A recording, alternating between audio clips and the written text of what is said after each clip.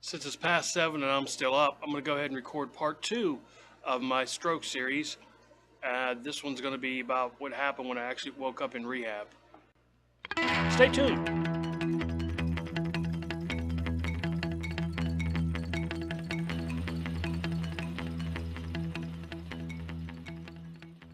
Hey everybody, Penguin here. Thanks for coming back. Don't forget to subscribe, like the channel, like the video. I'd appreciate it. So today I'm going to talk about what happened when I woke up in rehab and actually could remember. If you guys remember correctly, my last video talked about what happened with the actual stroke and how I had no memory of things up until I woke up in rehab. Well, I woke up in rehab,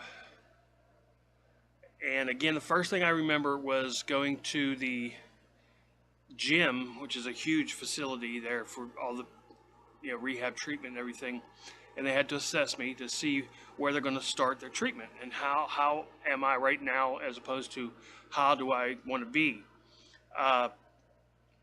First of all, I want to give a shout out to my wife, Randy. She never left my side. She was there through all the therapies, all the pain, all the tears. She never left my side. They actually put a bed in the room next to me so she could stay there with me.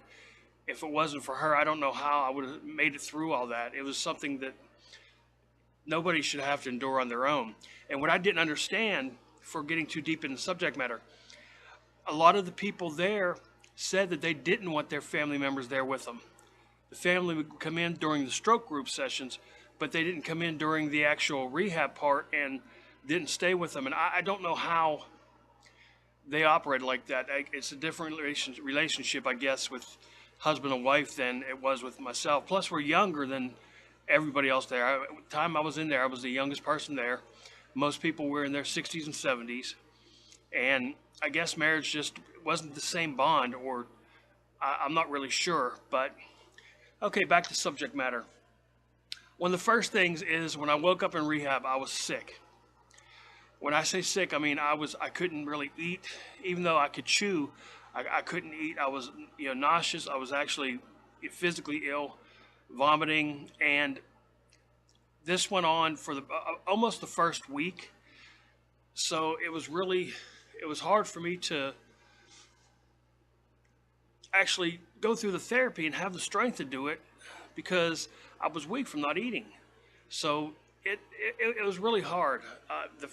From the time I lost my stroke, from the time I had the stroke, see, I can blame it on stroke brain. That's what we're talking about, right? And stroke brain's not a bad term, just in case you're wondering. You'll see me refer to that a lot. It's actually, at least in my family, if you don't laugh about something, you're going to cry about it, and it's better to laugh than cry. So, my son calls me stroke brain when I do something stupid or say something the wrong thing, so it's not a big deal. Don't take it personally if anybody says that, or use it yourself. It does help you cope for some reason, and I'm not sure why. Anyway, back to subject matter. I don't even remember where I was. From the time I had the stroke until I could start eating again, I lost about 25 pounds, and I needed to lose it. Probably not that quick, but I could stand to lose it. Being diabetic and overweight was a big factor. I was about 250, I guess, roughly, and I went down to, I think it was 223 or something like that was what I weighed in at that point.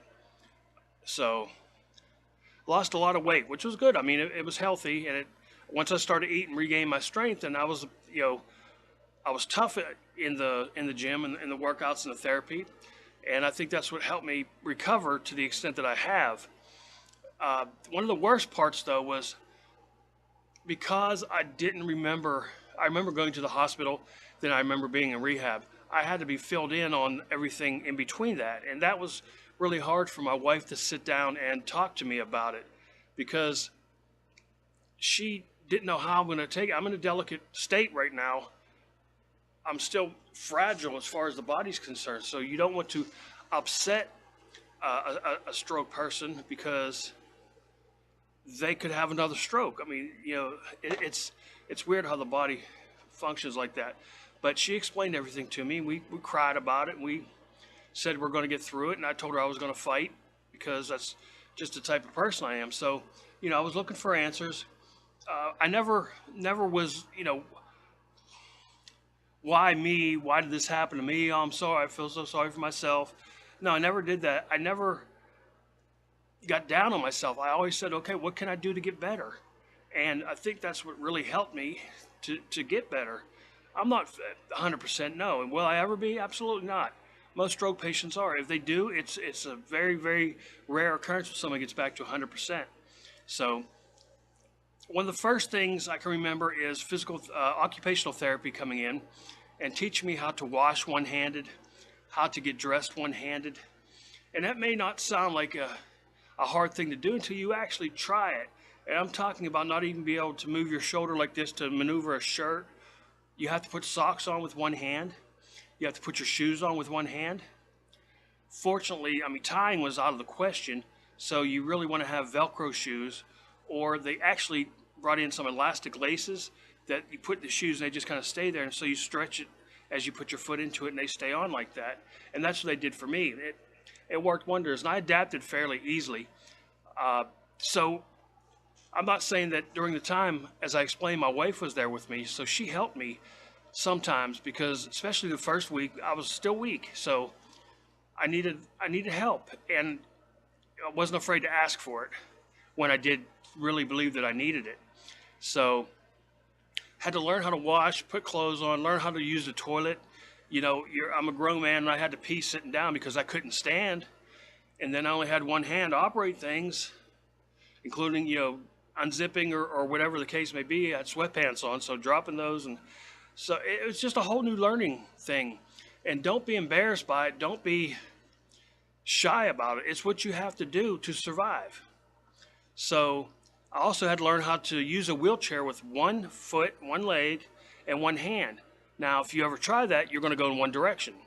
So you have to drag with your foot to propel yourself forward and to turn, which caused my right leg to build up in muscle because I could feel the burn. It was probably about 100 yards from my room to the gym.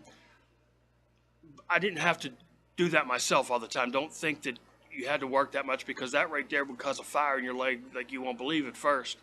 They came every time it was time for your session. They would come to your room, and I guess they were escorts or assistants or however they're classified, and they'd wheel you down when it was your time. I was so eager to do things every day that I would have my wife push me down, be there ready to go. When my time started, I didn't want to have to wait 5 or 10 minutes and then start and lose that time in that section. I didn't want to lose any time in my blocks because I wanted to use every minute that I could to make things better. So that was another thing. My PT, his name was Jason, and my OT's name was Julia, and my speech name was Danny. Danny. Was it Danny? I can't remember now. It was Jerry. I knew it was kind of like a guy's name. And, she was awesome. But I'll get into the specifics of that probably in another video. But we're still dealing with the first awakening, really the first week in rehab. So, and I don't know if I mentioned this, but I was scared. I woke up not knowing really what happened. Why am I here? I'm in rehab. When I first heard rehab, did I go on a bender and drink or do drugs? Or what happened? Why am I in a rehab? Then you realize, hey, I can't move my shoulder, my arm, my elbow, my hands, my fingers, and my leg. You can't do anything. So, and that's a strange feeling when you look at your hand. Your brain is telling your hand, move your finger, wiggle your finger, and it just doesn't listen. It just doesn't listen, and it won't right away, because what you have to understand is when you have a clot in your brain and that part of the brain dies, it has to redirect the nerve signals to other parts around that dead spot of your brain. And it is a dead spot. It'll never heal. If I get an MRI or a CAT scan or anything like that, there's going to be a big black spot there because that part of my brain is dead. So what had to happen is, if you can imagine a major interstate, let's say Atlanta, California, something, and there was a bad accident there and it shut everything down. It was a standstill. Well, people would have to start making alternate plans and going in different directions, detouring is the word I'm going to use. And that's what your brain has to do. It has to detour signals. It takes a while for that to happen. Whereas a traffic jam might take, you might be hung up for a couple, 2 to 4 hours, depending on how bad it was.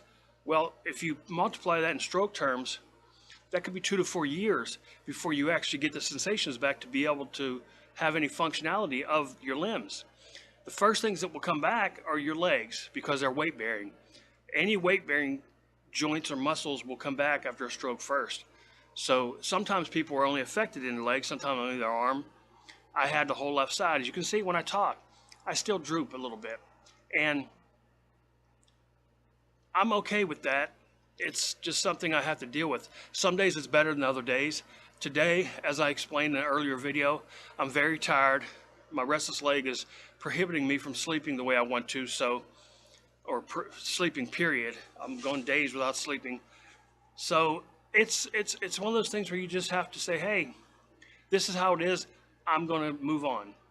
So the spasms, the pain, as your brain tries to adjust and tries to fire signals to the affected areas and reroute them, the signals don't always show up as, okay, this is a move. It's going to show up as pain. It's going to show up, your hand's going to spasm because your muscles are going to fight it because they don't recognize the signal. They don't want the pain. So you have muscles working against each other. So you go into spasms really bad. Whoa. I'll post a video of that as well so you can see my hand. It was actually a couple days after I came home, how it goes into a spasm. And it's painful. I think you hear me actually groan. It's very painful. And it would wake me up. So I would wake up screaming. And my wife would get up and she'd grab my hand and she'd massage or do whatever to make it stop. And that, along with medication, of course, but you have to learn how to deal with the pain. And your pain level will increase because it's going to be there. You have to deal with it. Not everybody experiences pain, but a lot of people do. I did. I experienced a lot of pain. So you just have to learn how to cope with it and move on. And if any questions about how or what I did, again, please, comments, ask me questions. So I mentioned earlier, I never got depressed. I never got down on myself.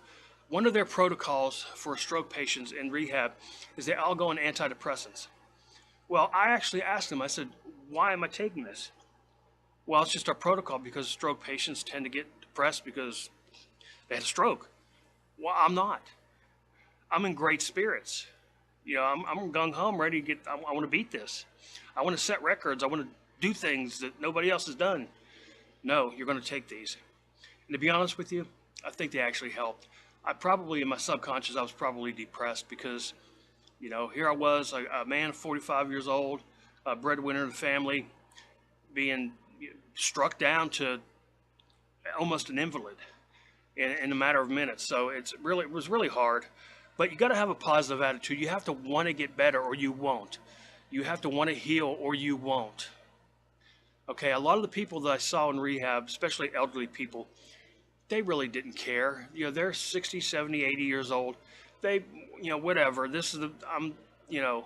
Whatever. I'm thinking, hey, I still may have another 45 years ahead of me. I need to do something. And now's the time to do it.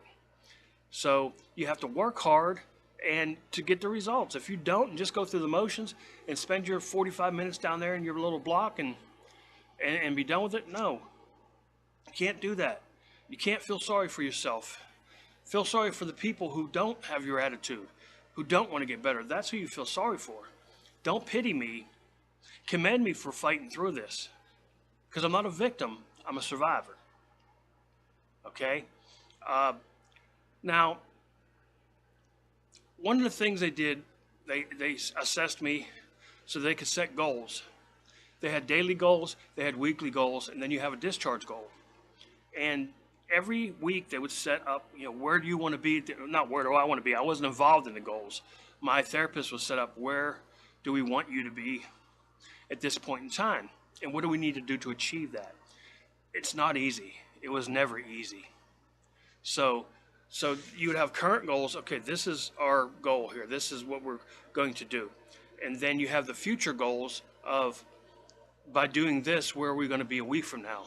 And then you have the long-term goals.